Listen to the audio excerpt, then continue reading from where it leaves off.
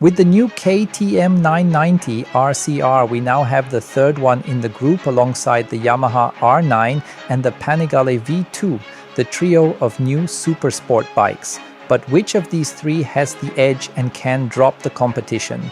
I had the chance to ride all three contenders on the same racetrack, so I have a few insights for you. Let's get to it.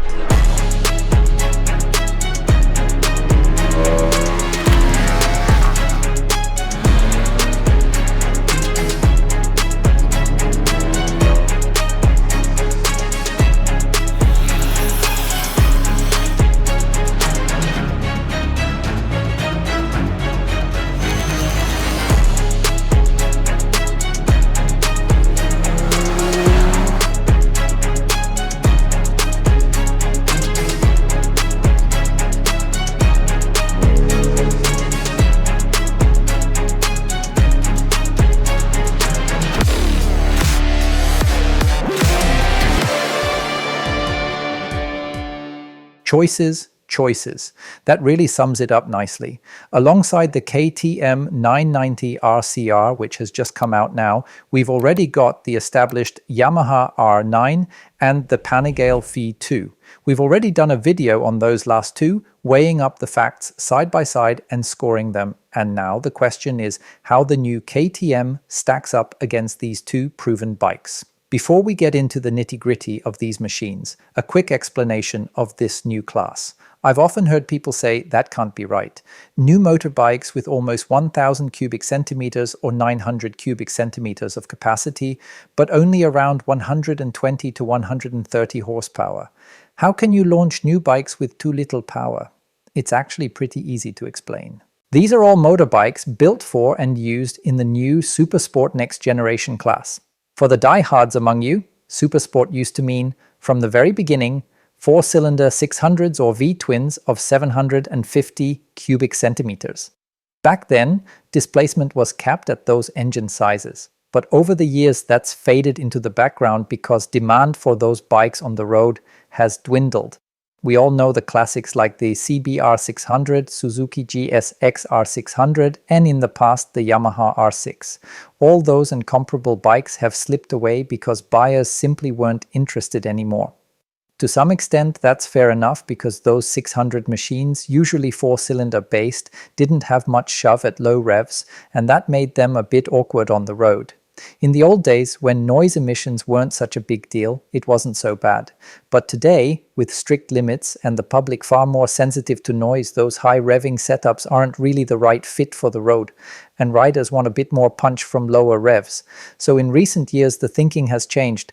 If we can't really use these bikes on the road, it doesn't make sense to keep racing them. The new approach was to stop limiting capacity and instead cap the power output, which is ultimately what decides how a motorbike performs in the field. So the cubic capacity limit was more or less dropped and a horsepower cap brought in. That now allows some new road-friendly bikes, like the R9 we've got here, or the new KTM, and likewise the Panigale V2, to race in this class. So the manufacturers tick both boxes. On the one hand, they have more interesting bikes that work well on the road. On the other, they can market them directly through racing, essentially fighting for points and positions with the same bikes customers ride on the street. That makes for a good look and helps offset the cost of racing a bit. And we benefit because we now get new motorbikes. They're power limited right enough, but with close to 1,000 cubic centimeters, the KTM has 947, the Yamaha has 890. These are properly sized engines that are great fun on the road while still keeping that Supersport character. Another shift from the old-school Supersport bikes is the riding position. Manufacturers want these new models to be genuinely usable on the road, and a bit of comfort doesn't hurt. So with the newer Supersport generation, the riding dynamics have been softened a touch. The riding position is a little more upright. You see that on all three protagonists. That's the background to why we are so excited to talk about bikes that, despite having close to 1,000 cubic centimeters, still offer around 130 horsepower. Now, let's look at the details of the three rivals. And if you're wondering why we've got the R9 here next to us, it's because we've got a tune-up project planned. We've already tweaked and adapted a few bits. The exact details will come in a separate video. Right, onto the raw numbers, and we'll start with the Ducati Panigale. Its engine size is 890 cubic centimeters. It makes 120 horsepower at 10,750 revolutions per minute and torque of 93 newton meters at 8,250. With a curb weight of 187 kilograms fully fueled, or 190 depending on whether it's the S or the standard version, it's very well placed on weight too. By comparison, the Yamaha lines up closely with the Ducati, also 890 cubic centimeters, output of 119 horsepower at 10,000 revolutions per minute, torque of 93 newton meters at 7,000, and a curb weight of 195 kilograms fully fueled. And the new KTM 990 RCR, it wears the displacement crown. With 947 cubic centimeters, it has the biggest capacity, with a peak of 130 horsepower at 9,500 revolutions per minute. It also has the highest top-end figure. Torque is 103 newton meters at 6,750 revolutions per minute, and its weight is similar to the R9 at 195 kilograms fully fueled. On paper then, the KTM looks clearly superior, but is it really on track and on the road? Let's dig into it and start with the heart of the matter, the engine. As we heard, the KTM is over 10 horsepower stronger than its rivals, and it shouldn't just join the conversation, it should be calling the tune. And I have to say, you really feel that on the bike. The KTM doesn't just beat the competition at the top end, it also pulls harder from low revs. We've got a parallel twin in this bike. The Ducati is also a twin, but in a V configuration. The Yamaha uses its well-known 3-cylinder, which in principle is designed for a very broad rev range. The V2 struggles a bit here. Unlike earlier V-twin generations, it needs more revs before the power really arrives, and it tails off sooner up top than the Yamaha. So in terms of engines, KTM definitely has its nose in front. It runs a bit rougher, but it's not actually unpleasant. You do notice some vibrations being passed on, but the overall feel is pretty gutsy and it suits the bike. This engine is already familiar from the Duke series where it's used. In the new Duke R, it will be used with the same output figures, so KTM has one power plant for several different models, which naturally helps with pricing. Another big advantage of the KTM is the larger overall capacity, which also helps on the brakes thanks to the stronger engine braking effect. That helps slow the bike and lets you tip in fairly quickly because you can scrub off a lot of speed right down to the apex with that strong engine braking, then fire it out cleanly and place the bike well. That makes life much easier for the KTM than, say, the Panigale V2, which, although it's a twin like the KTM, offers relatively little engine braking in its V configuration. You have to be mindful not to carry too much excess speed into the corner, otherwise it's hard to get it slowed enough. On the Panigale and the Yamaha, there is the option to adjust the engine braking level. However, even at the maximum setting, you don't quite reach the KTM's level. Out on the road, this engine is superb too because you can really make use of that broad rev range. From around 2,000 revolutions per minute, you can accelerate cleanly from the bottom, even with a wide open throttle, without it turning into harsh chain slap or intrusive vibration, and it then revs out very nicely. And the KTM also has the highest torque figure at 103 newton meters, delivered at the lowest revs at just under 6,700 revs per minute. That already tells you there's a strong focus on low-down performance. You feel it, and it's a massive advantage on the road. At higher revs, particularly on track, you benefit from the way it pulls cleanly to the limiter. It does start to flatten off a touch, but you still feel there's solid power right up to the limiter. That makes track riding more fun because you've got more shove available across a wide rev band. So in the engine category, we can safely give the KTM the win. The R9 follows close behind, and the V2 sits at a very similar level to the R9, perhaps with a few caveats because its usable rev range is the smallest of the three. Next up, electronics. Here, more or less all the bikes have everything you really need, especially in terms of rider aids. On big, powerful bikes, these aids are essential nowadays, and even on mid-class machines like these, they do their job very well. You can tell that all three now benefit from a lot of development experience. In particular, the traction control strategies are very well sorted. The interventions work similarly across all three. None stands out, either positively or negatively. I tried different settings on all three, and I'd say there's something for everyone. For the cautious rider with high intervention levels, there are frequent gentle interventions. They don't come in too abruptly like in the early days. It's relatively smooth and progressive.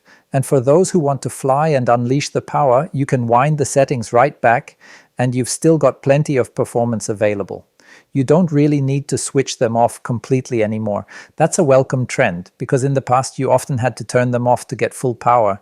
Nowadays you don't. So I'd say all three protagonists are on a similar level here. If you look a little deeper, actually you don't need to look deep, just look. You notice the biggest differences. The Ducati and the Yamaha have similar instrument displays, including display size. KTM is going a different route. They've tried to gain more display area, and with a very wide screen, they've added a lot of useful display real estate by going for a cinema format layout. That means the display is very wide and not very tall. It can be tucked into the front fairing without building up too much height, so the fairing doesn't need to be as tall either. That gives lots of options for the layout. They've used that elegantly, whereas the Yamaha and the Ducati stick with more conventional layouts. With this wide KTM display, you simply get more possibilities, such as split-screen views. You can show navigation on one side and bike parameters on the other. There's loads of scope, and it's visually cohesive and pleasing. On top of that, the display has a touch function, so you don't have to hop through menus via the switchgear. You can select items directly by hand. That makes it much friendlier and easier to use. In this class, that's definitely a big tick for KTM. On track, that may not matter so much, as you don't need many display options there, but on the road, and we did ride them on the road as well, it's a real bonus because the larger display area lets you integrate navigation much more cleanly. KTM also stands out by integrating a GPS module that enables offline navigation, meaning you don't necessarily need a connected mobile phone feeding a GPS signal to the bike. For road riders, you can simply load the areas, countries, or regions you'll be riding in onto the bike beforehand, and you have all the navigation data you need. The GPS position comes from the integrated module. It's a great feature and makes life on the bike much easier. You have navigation without even having to carry a phone. On track, that's not a particular advantage. It could be, but they haven't pulled all the levers here. With that integrated GPS module, it would theoretically be possible to trigger a lap timer on circuit by setting the start-finish line to log lap times automatically, but that function is missing, which is a small minus for KTM. The biggest hurdle is integrating a GPS module in the first place, and they've done that in Mattighofen, but they haven't tied it into a lap timer. It would be lovely if they did, because then you'd have the function built in. You can't even retrofit it, whereas on the other two you can. On the Yamaha R9 and the Ducati, you can retrofit a GPS module, and the lap timer function then appears in the stock display. That doesn't work on the KTM. Another slight negative for the KTM is that many of the electronic features, various settings and quick shifter functions for instance, are options you have to buy. The first 1,500 kilometers give you all functions unlocked, but after that you have to decide which ones you want to keep and pay extra. That's a bit of a downer. Overall though, thanks to the brilliantly executed new display, KTM still has a small edge over the Yamaha R9, which does have a few neat data recording tricks via a free app. That means keen track day riders can easily view engine and riding parameters in the data logs, which helps hobbyists hone their skills or diagnose bike issues. Ducati is more traditional here and so takes third place in this category for now. Everything is displayed clearly, but without those extra goodies. Maybe there'll be an update later. Next, the chassis, the bit that carries all the loads and determines how wide the bike is, how stiff it is, and how much flex it offers. Thanks to its V-twin, Ducati takes a completely different construction route. There's a delta box style frame that barely deserves to be called a frame. It's basically just the link between the engine and the steering head.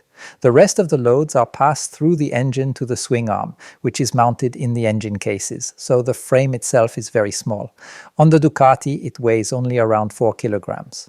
On the Yamaha, we can see a delta box frame in the classic style running all the way around the engine. It's aluminium, just like the classic setups of old. Yamaha really put in the effort to save weight on the R9, and it comes in at just under 10 kilograms for the frame, which is a very strong figure. KTM sticks with its tradition of a steel trellis frame, running the full length and carrying the loads, rather than relying on the engine alone. I don't have a separate frame weight for that yet, but I reckon it'll be near that 10 kilogram mark, like the Yamaha, giving a similar overall weight. The Ducati is the lightest bike overall. It's almost 6 to 7 kilograms lighter than the Yamaha R9 and the KTM, so Ducati definitely leads here. With the lightweight chassis, the total weight on the scales is lower than the R9 or the KTM. The overall width also matters, and that largely comes from the engine layout. With the V-twin, you've got an extremely slim engine, 2 cylinders, but one behind the other, so the overall width is very narrow, the slimmest of the three by comparison. Ducati benefits with an ultra-slender stance. Next in terms of width is the KTM, very close to the Panigale V2, because it also has a 2-cylinder concept inside, but the cylinders sit side by side, so it's a little wider than the V-twin, although the differences are genuinely small. Thanks to the compact size of the parallel twin, the overall bike is very slim and within striking distance of the Panigale. In direct comparison, the R9 is clearly wider. It has a 3-cylinder engine with a similar capacity spread across 3 side-by-side cylinders, which naturally requires a wider chassis to house it. It's the one where your legs have to splay the most, although don't get the wrong idea and picture something massive. The R9 is roughly as wide as the tried and tested R6. That's about what to expect. So in the chassis category, the top score goes to Ducati, closely followed by KTM, which remains impressively slim despite the parallel twin layout. Third place goes to the Yamaha R9. Sticking with width, let's move straight to handling. How do they compare? Thanks to that narrow building engine, the Panigale has low rotating masses in the engine itself. The crankshaft is very slim, and that gives clear advantages. A slim crank resists changes of direction less when you want to tip the bike in. By comparison, the Yamaha is wider and so generates higher gyroscopic forces from the crankshaft, giving a bit more resistance to turn in. The KTM is similar. It has a smaller engine width-wise, but a more stable base setup. Beyond engine form and width, the chassis geometry plays a big role in how light a bike feels to steer. Here there are clear differences. The KTM has the largest trail of the three at 98 mm. The Yamaha and the Ducati have noticeably shorter trail figures, and that brings advantages in terms of agility for them. The Panigale also benefits from its slim build and takes first place for handling, closely followed by the Yamaha and KTM, which I'd put on the same rung. So, first place to Ducati and joint second to KTM and the Yamaha R9. Another key point alongside handling is feel. Often ultralight steering and strong feel don't go hand in hand. That's roughly what we see here.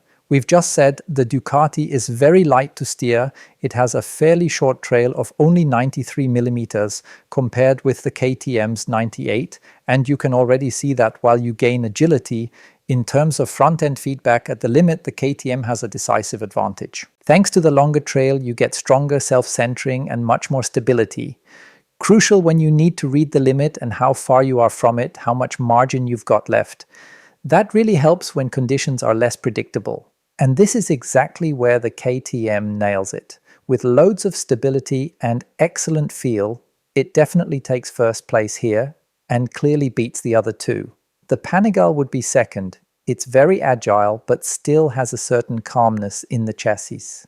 I'd put the R9 last because it brings a touch of nervousness, especially when you're carrying a lot of load over bumps in lean.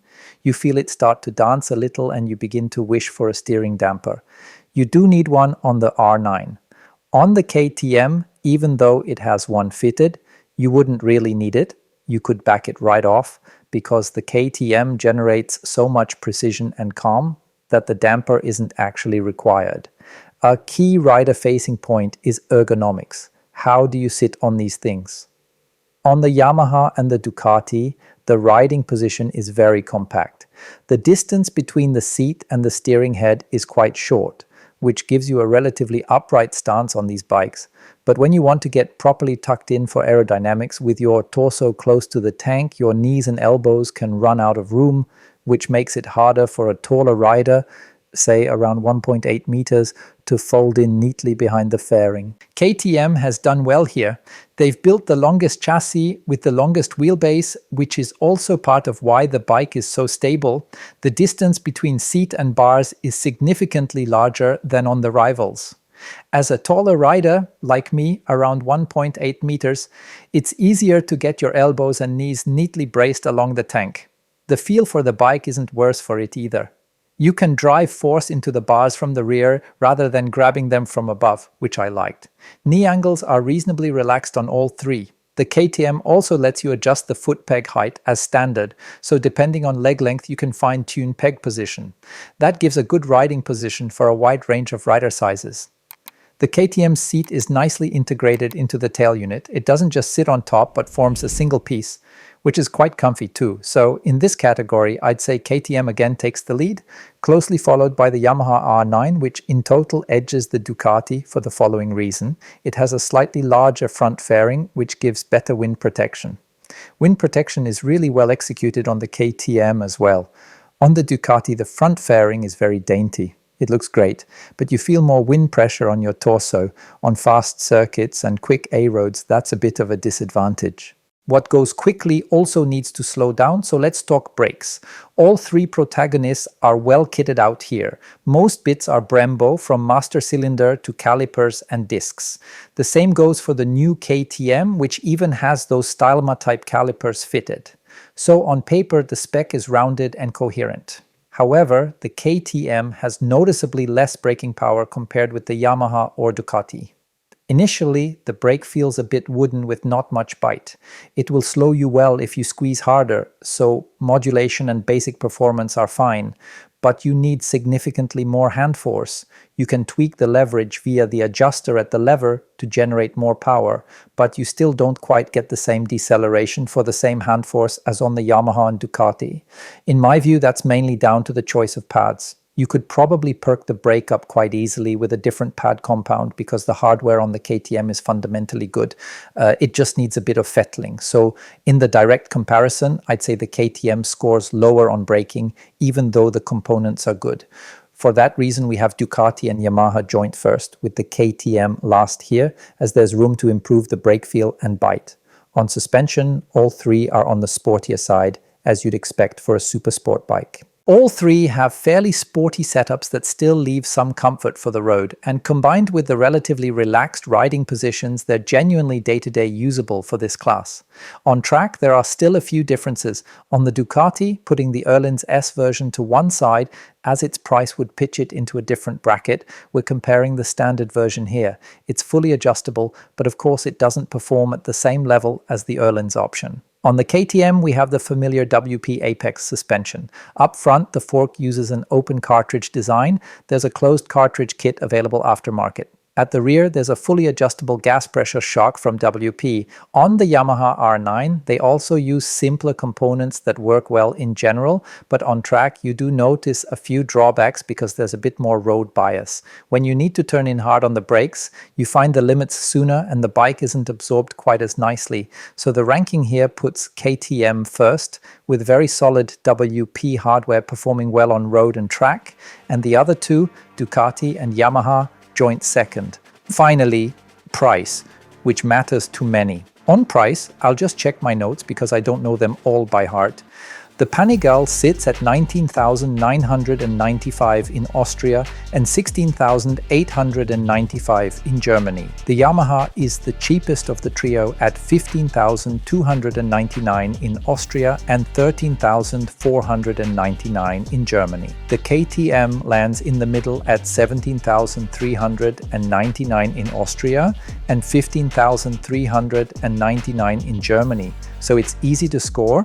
On price, the Yamaha is unbeatable in first place, followed closely by the mid-pack KTM, and the Ducati is at the upper end of the scale. So that part of the ranking is straightforward. A quick conclusion then, comparing the three bikes. Overall, the KTM scores really well. It convinced me both on the road and on track. That said, the final decision, we've ranked categories here, will always depend a bit on the weighting each rider gives the categories. For some, the engine is crucial, for others, handling, for others, the riding position. You'll need to pick your own highlights. This is only meant as a bit of guidance. Another big factor will be personal preference for engine concepts. We've got all three here, 2 twins, 1 V-twin and 1 parallel twin, and 1 triple. They differ fundamentally in how they deliver and of course in what you prefer, alongside the categories we've discussed that will likely be a buying factor too. Personally, I'm pleased KTM is back in the game. We've had a long wait since the legendary RC8, which I was able to race in IDM Superbike, and it's taken a long time for something new to arrive. The KTM 990 RCR is a highlight, the first Supersport motorbike from KTM in a long while. Personally, I'd love to see a proper sledgehammer again in the future, a superbike with the legendary Super Duke engine in it, with real punch. We'll see, maybe it'll happen. It would be great. I hope I've helped you narrow down the choice, or at least made it easier when you're deciding which Supersport motorbike to go for. Until then, all the best. Cheers and bye for now.